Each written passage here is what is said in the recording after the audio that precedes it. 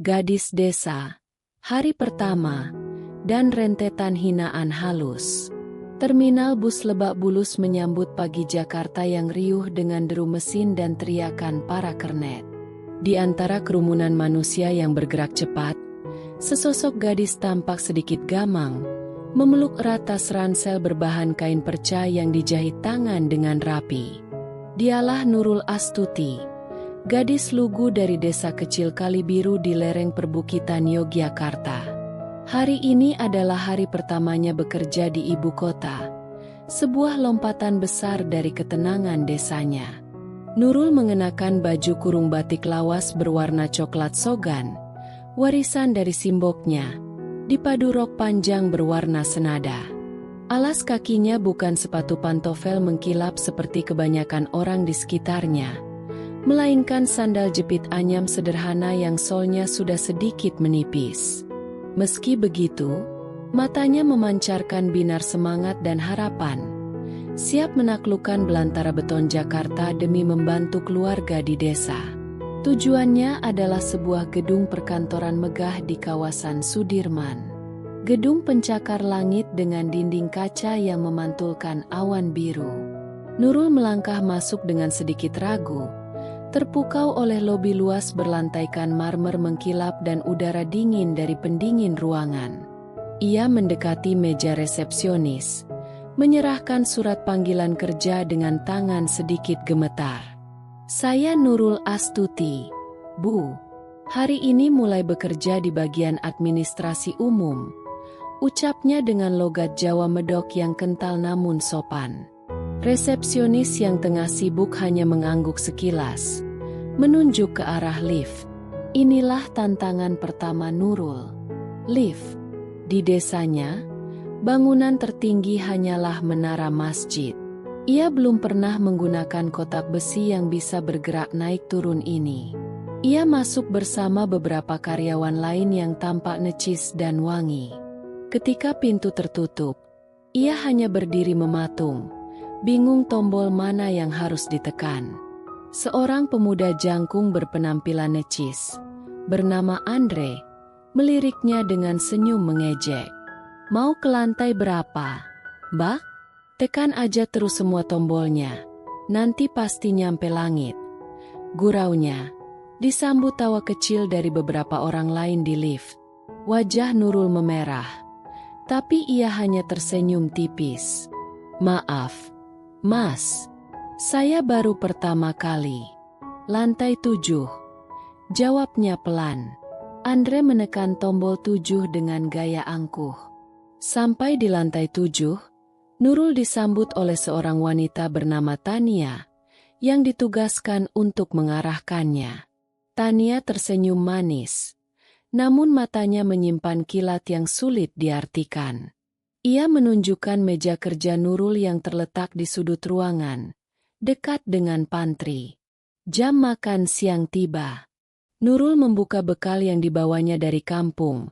Nasi putih pulen, oseng tempe, dan sambal terasi buatan simboknya, terbungkus daun pisang di dalam kotak makan sederhana. Aroma khas masakan rumahan langsung menguar.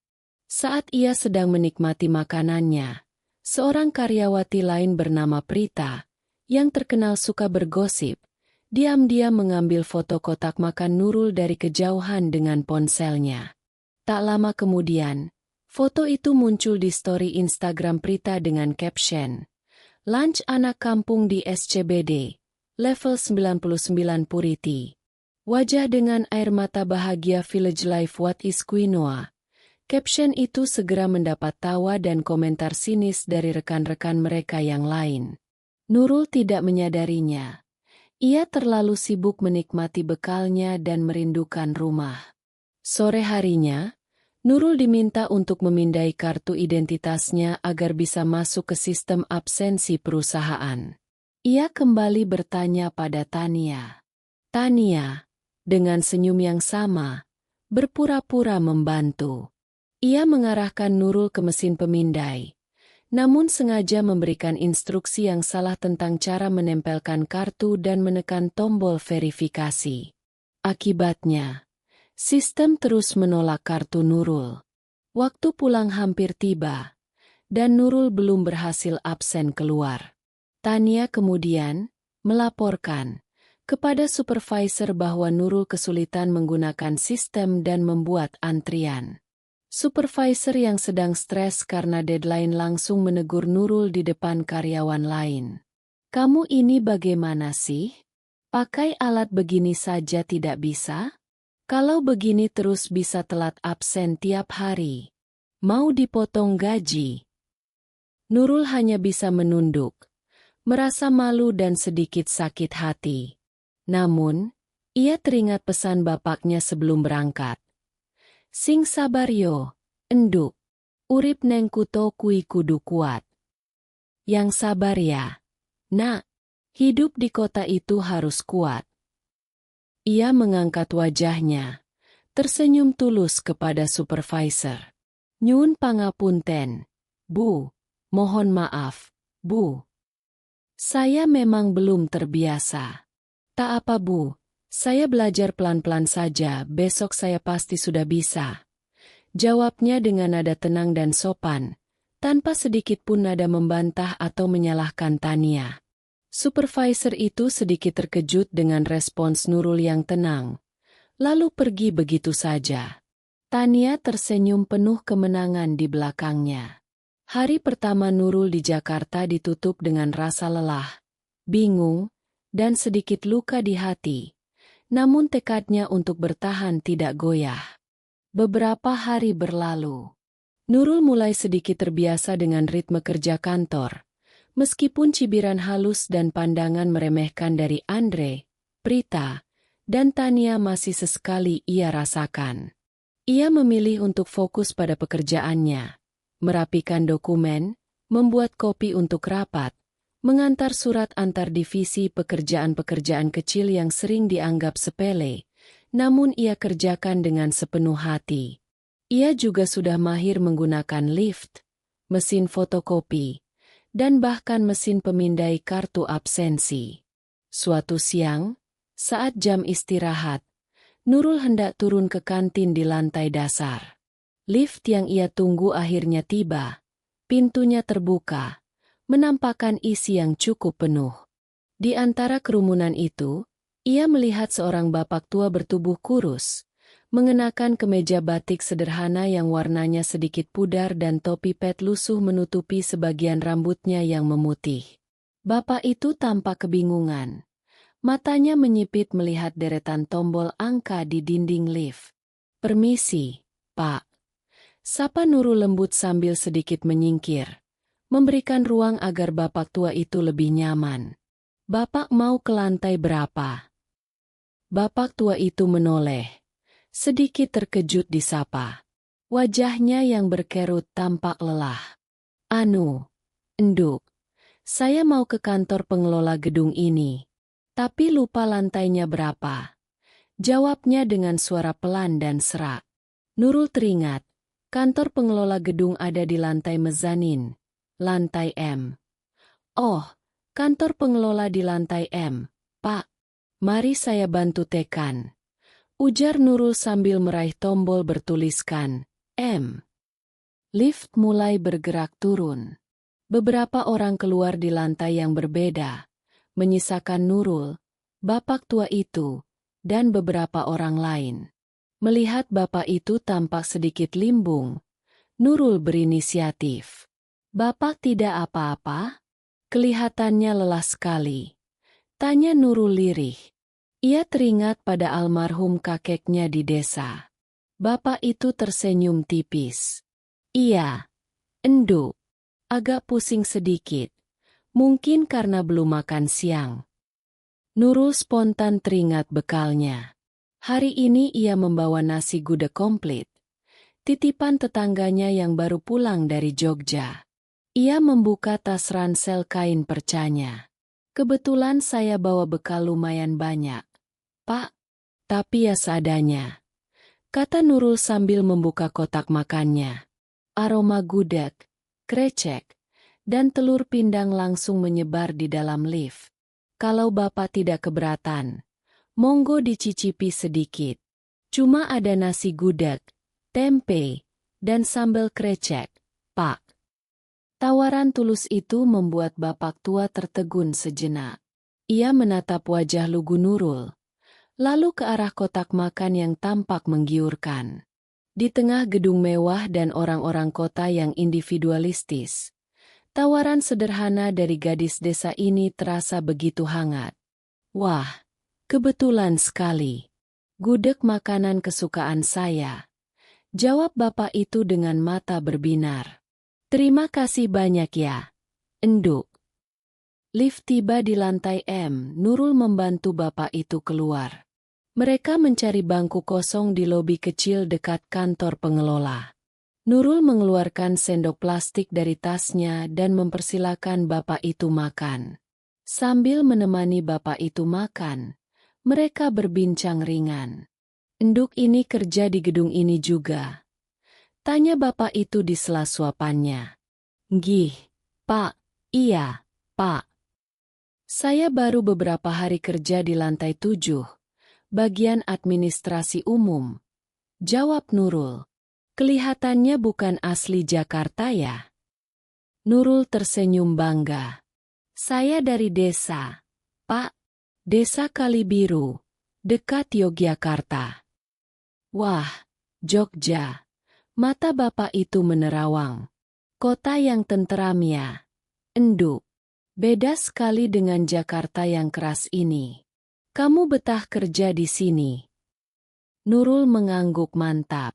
Harus betah, Pak. Demi keluarga di desa. Walaupun kadangnya ada saja cobaannya. Ia teringat perlakuan rekan-rekan kerjanya. Tapi ia tak mau mengeluh. Saat mereka sedang berbincang, seorang petugas kebersihan dengan seragam biru lewat sambil mengepel lantai. Nurul refleks sedikit menggeser kakinya dan mengucapkan, "Permisi, Bu. Monggo." Sambil tersenyum, petugas kebersihan itu membalas senyum dan mengangguk. Tak lama kemudian, seorang satpam berperawakan tegap menghampiri mereka. Mungkin karena melihat ada orang non-karyawan duduk di area lobi kantor pengelola. Selamat siang, Pak, Mbak. Ada yang bisa dibantu? Tanyanya sopan. Nyuwun sewu, Pak. Permisi, Pak. Sapa Nurul lebih dulu dengan nada hormat. Ini bapak ini mau ke kantor pengelola. Bapak tua itu mengangguk. Satpam itu kemudian mengenali bapak tua tersebut dan langsung memberi hormat. Oh, bapak toh. Maaf, Pak. Silakan, Pak. Sikap satpam itu berubah drastis menjadi sangat hormat. Nurul sedikit heran, tapi tidak terlalu memikirkannya. Setelah bapak tua itu selesai makan dan mengucapkan terima kasih berkali-kali, Nurul pamit kembali ke lantai 7 karena jam istirahatnya hampir habis. Sebelum Nurul masuk lift, bapak tua itu bertanya, "Nama Enduk siapa, kalau boleh tahu?" Nurul. Pak. Nurul Astuti. Nurul, nama yang bagus. Terima kasih sekali lagi ya, Nurul. Bekalnya enak sekali, ujar bapak itu sambil tersenyum tulus. Sepeninggal Nurul, satpam tadi mendekati bapak tua itu. Maaf, Pak Halim.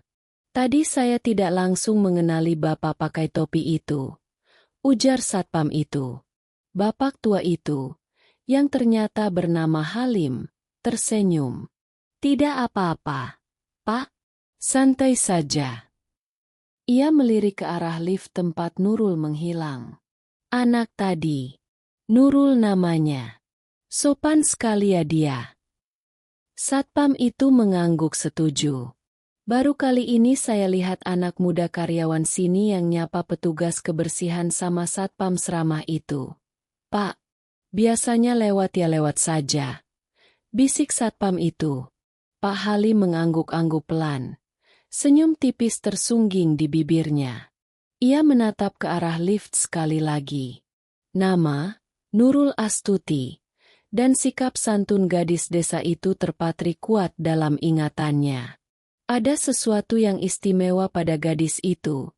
sesuatu yang mengingatkannya pada masa lalu. Bapak tua kurus bertopi pet yang ditolong Nurul di lift itu bukanlah orang sembarangan. Beliau adalah Halim Wijaya, seorang pengusaha properti sukses yang memulai semuanya dari nol, dan pemilik sah gedung pencakar langit tempat Nurul bekerja. Sosoknya yang sederhana dan seringkali menyamar saat berkeliling asetnya membuat banyak orang, termasuk karyawannya sendiri, tidak mengenalinya. Pak Halim memiliki kehidupan pribadi yang cukup kompleks.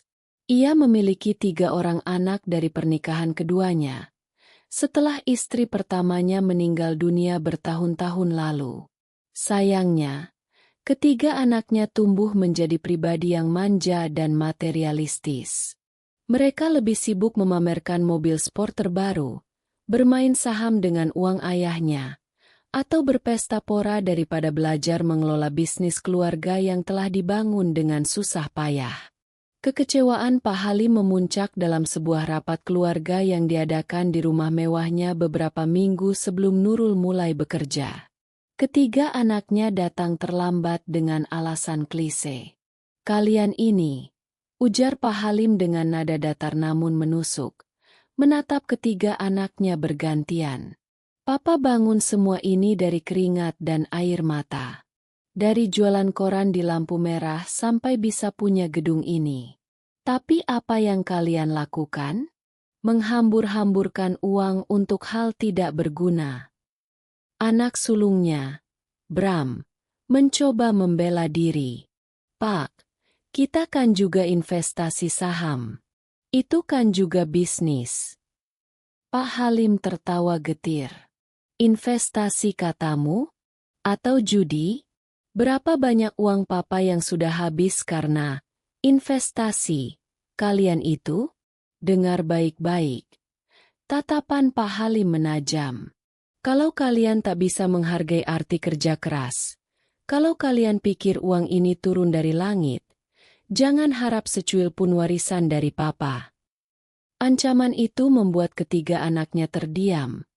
Meski dalam hati mereka mungkin menganggapnya angin lalu. Mereka terlalu terbiasa hidup enak. Namun, di balik kekecewaannya pada anak-anak kandungnya, Pak Halim menyimpan sebuah rahasia besar yang baru terungkap setahun belakangan. Ia memiliki seorang cucu perempuan dari almarhum putra satu-satunya dari pernikahan pertamanya. Putra tersebut dulu menikah dengan gadis desa tanpa restu keluarga besar Pak Halim, terutama dari pihak istri kedua dan anak-anaknya yang lain yang takut warisan terbagi, dan kemudian meninggal dalam sebuah kecelakaan. Istri dan anaknya yang masih bayi diusir secara halus dan kehilangan kontak. Bertahun-tahun Pak Halim mencari jejak mereka, dihantui rasa bersalah. Akhirnya, melalui bantuan detektif swasta, ia menemukan cucunya itu, Nurul Astuti, yang dibesarkan oleh ibu dan kakek neneknya di desa Kalibiru dalam kesederhanaan. Pak Halim telah menemui Nurul secara diam-diam di desa beberapa kali, tanpa mengungkapkan identitas aslinya secara penuh, hanya mengaku sebagai teman lama almarhum ayahnya. Ia terkesan dengan kepolosan, ketulusan, dan kerja keras gadis itu.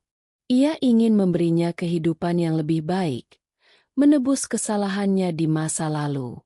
Namun, ia juga ingin memastikan bahwa Nurul memiliki karakter yang kuat, tidak mudah silau oleh harta, dan tetap membumi meskipun suatu saat nanti mengetahui siapa dirinya sebenarnya. Itulah mengapa ia mengatur agar Nurul bisa bekerja di perusahaannya sendiri, namun di posisi paling bawah, tanpa ada yang tahu hubungan mereka.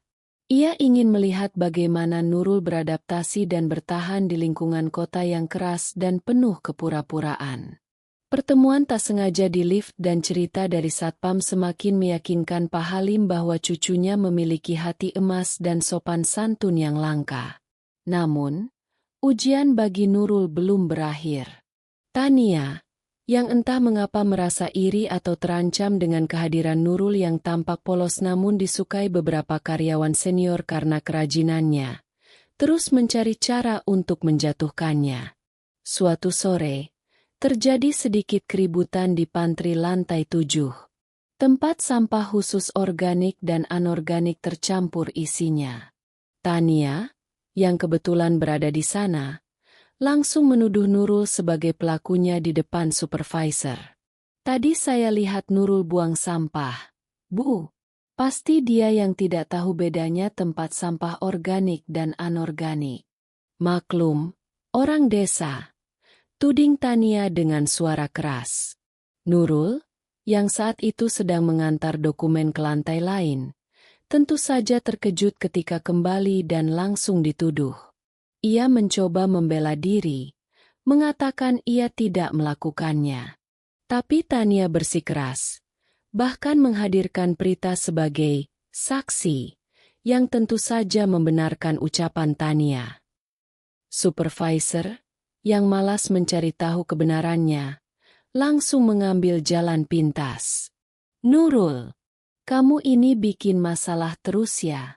Sudah, karena kamu tidak bisa membedakan sampah. Sekarang kamu saya tugaskan membantu petugas kebersihan membersihkan toilet di lantai 12. Biar kamu belajar tanggung jawab. Putus supervisor itu. Lantai 12 adalah lantai eksekutif yang jarang digunakan dan terkenal angker. Andre yang mendengar itu tertawa terbahak-bahak. Wah, naik pangkat jadi cleaning service nih ceritanya. Ejeknya. Nurul hanya bisa menahan air mata. Dipermalukan seperti ini di depan banyak orang terasa sangat menyakitkan.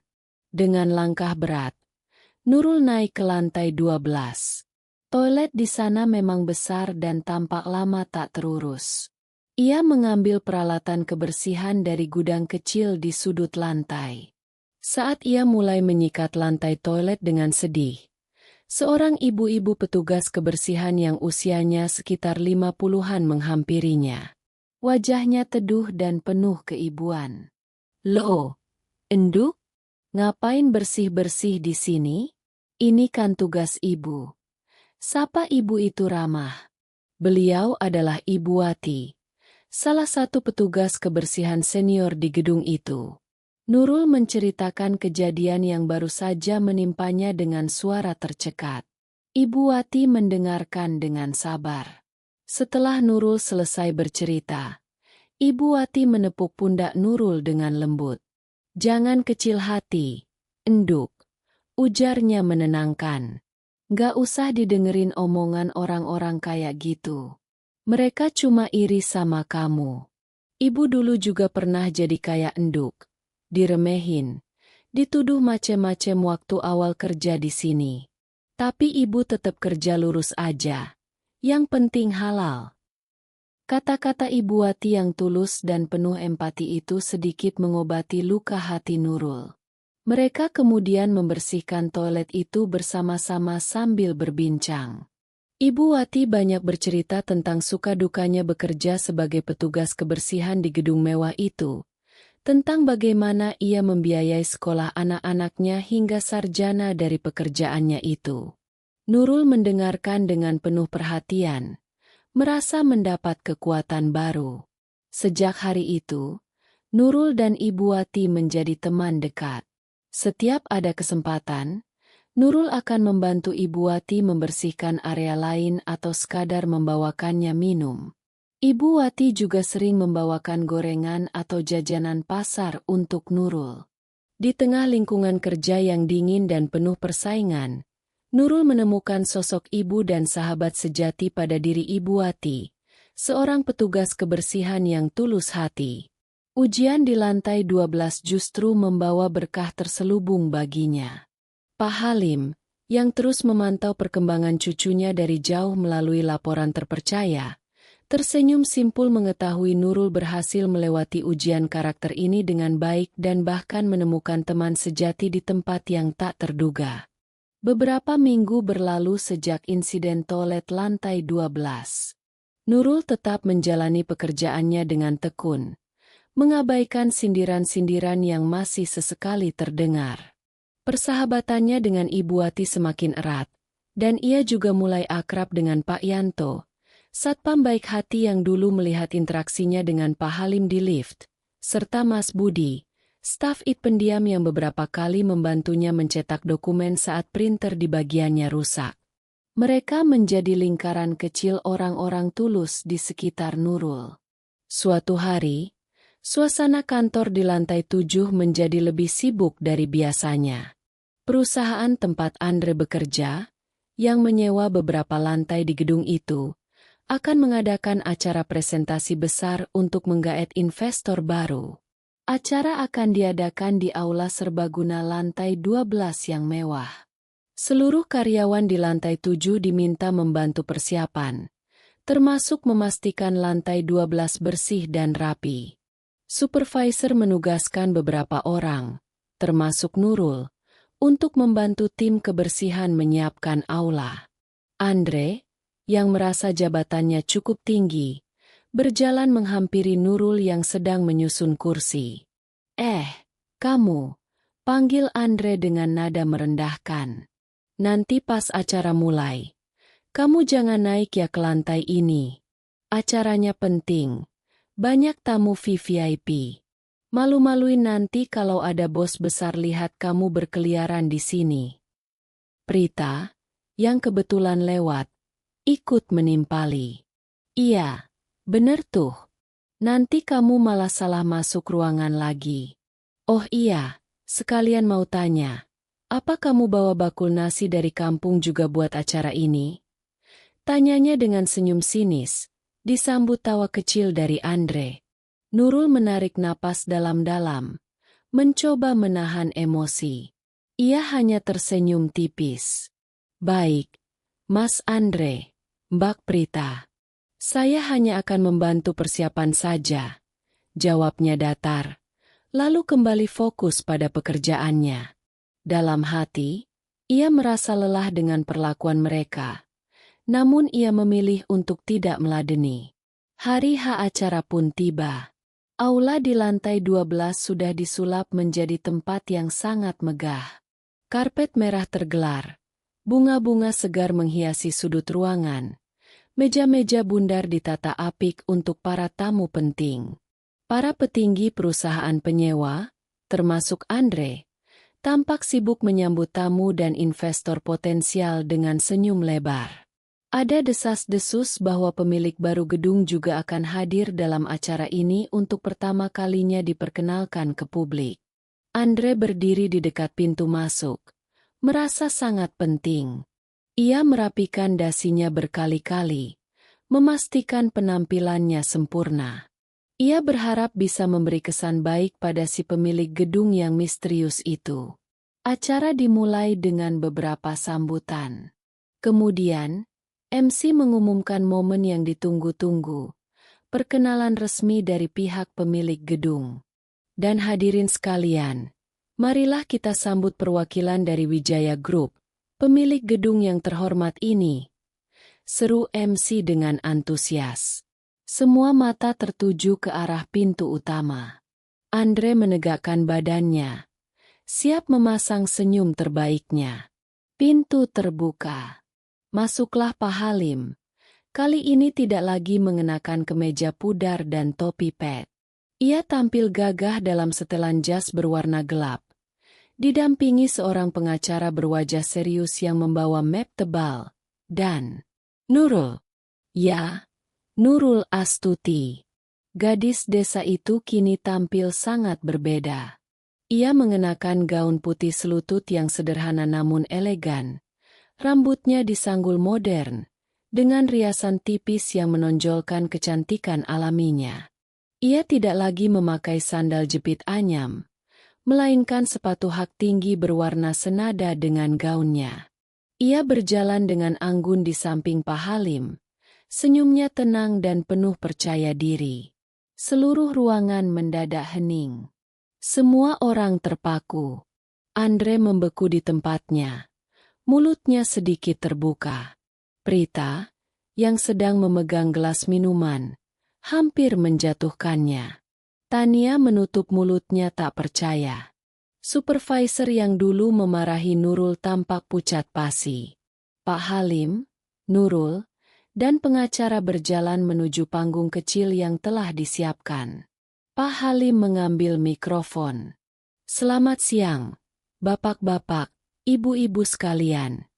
Sapanya dengan suara tenang namun berwibawa. "Terima kasih atas kehadirannya." Mungkin banyak yang bertanya-tanya, siapa gadis muda yang berdiri di samping saya ini? Ia berhenti sejenak, menatap berkeliling. Tatapannya bertemu dengan Andre dan Prita yang masih syok. "Perkenalkan, ini Nurul Astuti. Dia bukan hanya perwakilan dari Wijaya Group, tapi dia adalah masa depan Wijaya Group." Pak Halim tersenyum lembut pada Nurul. "Dia adalah cucu saya. Dan mulai hari ini, saya secara resmi menyerahkan sebagian besar pengelolaan aset Wijaya Group, termasuk gedung ini, kepadanya." Pengumuman itu bagaikan bom yang meledak di tengah aula. Bisik-bisik dan gumaman tak percaya terdengar di seluruh penjuru. Pak Halim melanjutkan, kali ini suaranya sedikit meninggi, seolah ditujukan pada anak-anaknya, yang kebetulan juga hadir dengan wajah masam di barisan belakang, dan orang-orang seperti Andre. "Saya tidak butuh anak kandung yang hanya bisa menghamburkan harta.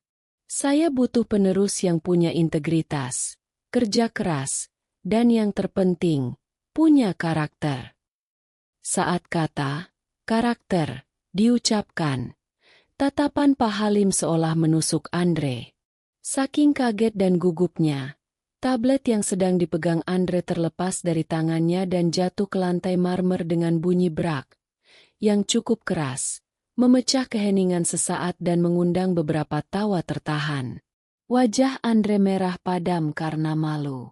Sementara itu, tanpa disadari oleh banyak orang, kamera CCTV di sudut aula terus merekam seluruh kejadian, termasuk ekspresi-ekspresi kaget, melongo, dan panik dari Andre, Prita, Tania, dan supervisor mereka saat Nurul muncul dan Pak Halim berpidato.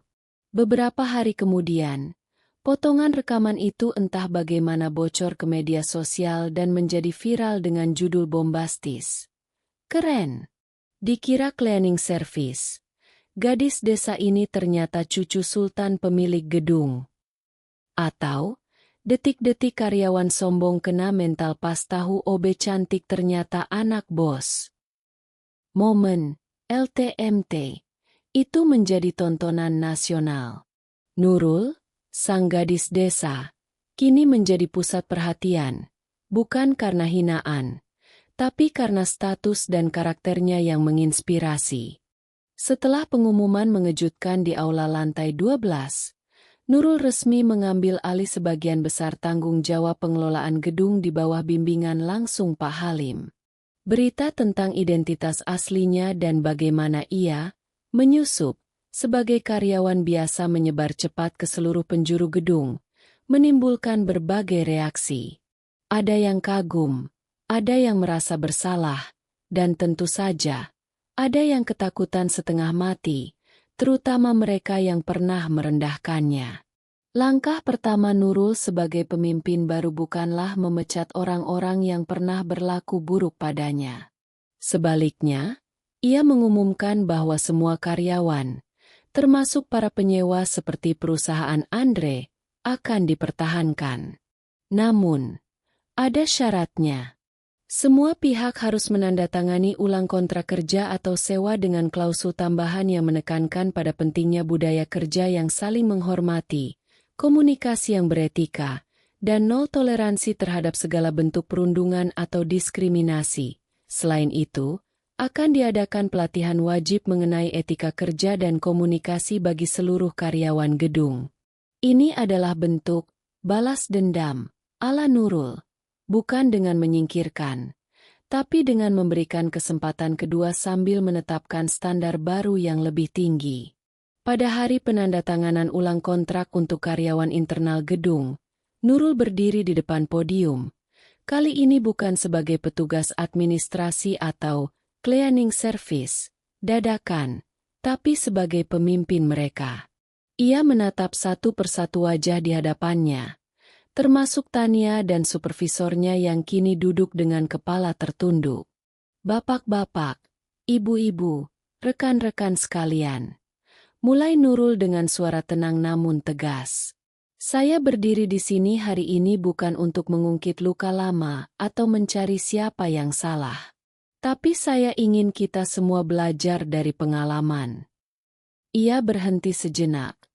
Matanya bertemu dengan Tania. "Saya ingat, beberapa waktu lalu, saya pernah disuruh membersihkan WC di lantai 12 karena sebuah tuduhan yang tidak benar." Suasana menjadi hening. "Dan saya lakukan tugas itu dengan sepenuh hati, karena bagi saya, tidak ada pekerjaan yang hina selama itu halal dan dikerjakan dengan baik. Yang tidak bisa saya terima," lanjut Nurul, suaranya sedikit bergetar menahan emosi namun tetap terkontrol, "adalah perlakuan sebagian dari kita yang merasa lebih tinggi dari yang lain, yang mudah menghakimi, merendahkan, dan menyakiti perasaan sesama hanya karena perbedaan latar belakang atau posisi." Mulai hari ini, tatapan Nurul menyapu seluruh ruangan. "Saya ingin gedung ini bukan hanya menjadi tempat mencari nafkah, tapi juga tempat di mana kita semua bisa bekerja dengan nyaman, aman, dan saling menghargai. Tempat di mana karakter dan kinerja lebih dihargai daripada sekadar jabatan atau penampilan luar." Pelatihan yang akan kita jalani bersama adalah langkah awal untuk mewujudkan itu. Pidato singkat namun penuh makna itu disambut tepuk tangan dari sebagian besar karyawan, terutama dari kalangan staf pendukung seperti petugas kebersihan dan keamanan yang merasa suara mereka terwakili. Setelah acara penandatanganan, Nurul mengadakan acara syukuran kecil. Dalam acara itu, ia memberikan penghargaan khusus kepada orang-orang yang telah tulus membantunya saat ia masih menyamar. Pak Yanto sang satpam, Ibu Wati sang petugas kebersihan sahabatnya, dan Mas Budi sang staf IT pendiam, masing-masing dipanggil ke depan.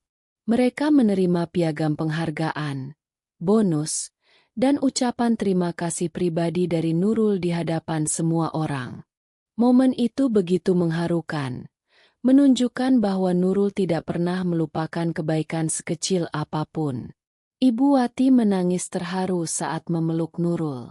Andre, yang juga hadir dalam acara itu, karena perusahaannya adalah penyewa, memberanikan diri mendekati Nurul setelah acara selesai.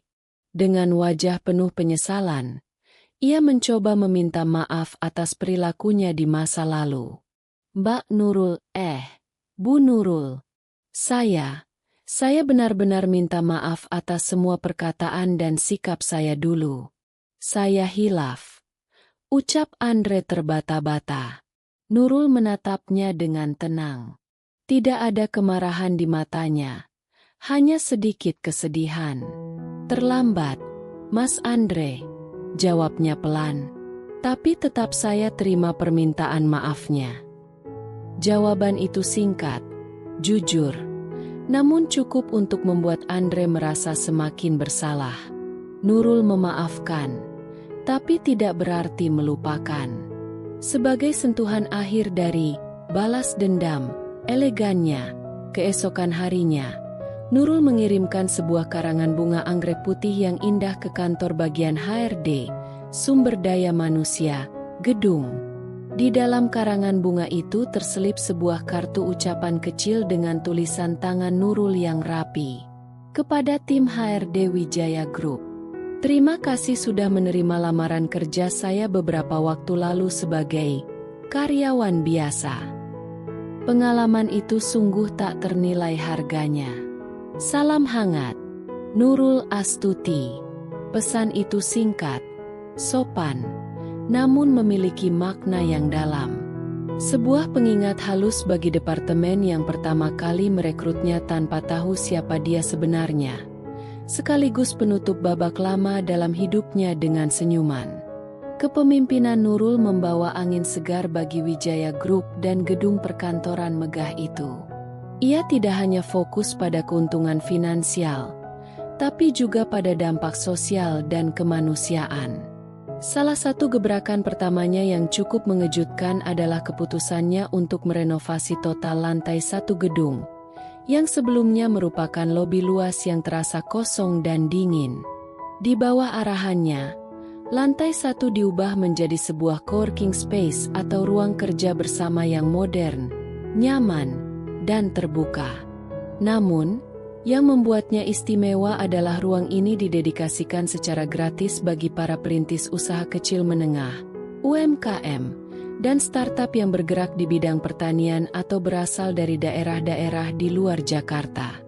Nurul ingin memberikan kesempatan bagi orang-orang desa, seperti dirinya untuk bisa memiliki akses ke fasilitas dan jaringan di ibu kota.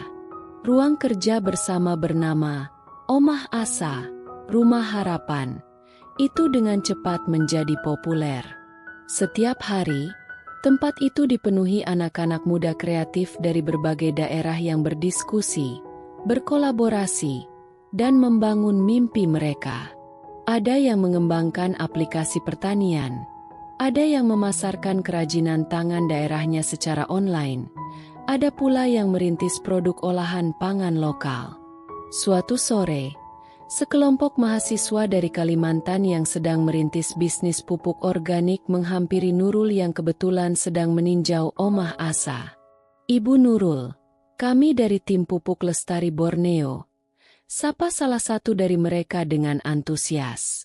"Kami ingin mengucapkan terima kasih banyak, Bu. Berkat adanya ruang kerja gratis ini, kami yang dari daerah akhirnya bisa punya tempat layak untuk bertemu klien dan mengembangkan bisnis kami di Jakarta. Semoga Ibu selalu diberkahi." Nurul tersenyum hangat mendengar ucapan tulus itu. "Sama-sama, Mas, Mbak. Saya senang Omah Asa ini bisa bermanfaat. Semangat terus ya usahanya. Kalau ada apa-apa, jangan ragu hubungi tim pengelola di sini." Melihat semangat anak-anak muda itu mengingatkannya pada dirinya sendiri beberapa waktu lalu. Memberi mereka kesempatan adalah cara Nurul untuk membayar keberuntungan yang ia dapatkan. Waktu terus berjalan. Nurul semakin matang dalam memimpin. Ia belajar dengan cepat, dibantu oleh Pak Halim dan tim profesional yang ia bentuk. Ia tetap mempertahankan kesederhanaan dan kerendahan hatinya, meskipun kini ia adalah salah satu tokoh muda yang disegani di dunia bisnis properti. Adegan terakhir. Pagi hari yang cerah di gedung Wijaya Tower. Kamera mengikuti langkah kaki Nurul dari belakang saat ia berjalan di lobi utama yang kini ramai oleh aktivitas di Omah Asa. Ia tidak lagi memakai baju kurung batik lawas atau sandal jepit anyam. Ia mengenakan blus modern yang rapi, rok span, dan sepatu hak tinggi yang mengetuk pelan lantai marmer.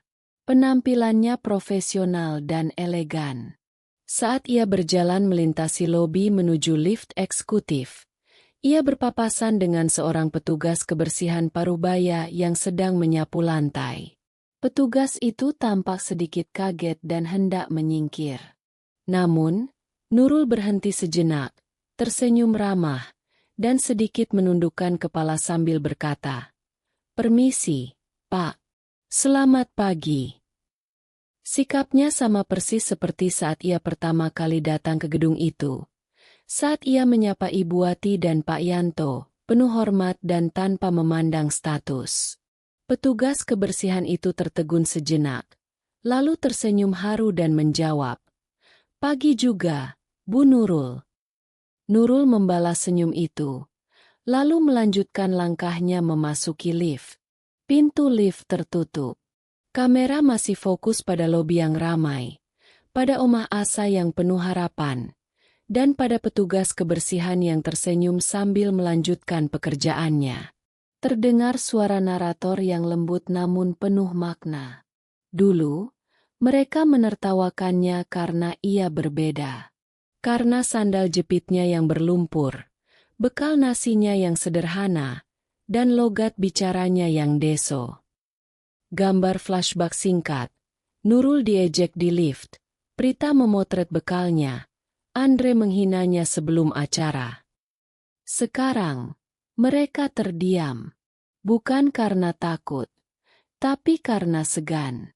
Mereka terdiam, karena gadis desa itu kini berdiri tegak di atas semua perbedaan. Gambar Nurul saat ini, tersenyum ramah pada petugas kebersihan, melangkah mantap dengan sepatu hak tingginya di lantai marmer. Ia membuktikan bahwa alas kaki boleh berganti dari lumpur ke marmer. Tapi hati yang membumi dan menghargai sesama adalah kemewahan yang sesungguhnya. Karena martabat sejati tidak diukur dari mana kita berasal, tapi dari bagaimana kita memperlakukan orang lain dalam perjalanan kita menuju puncak.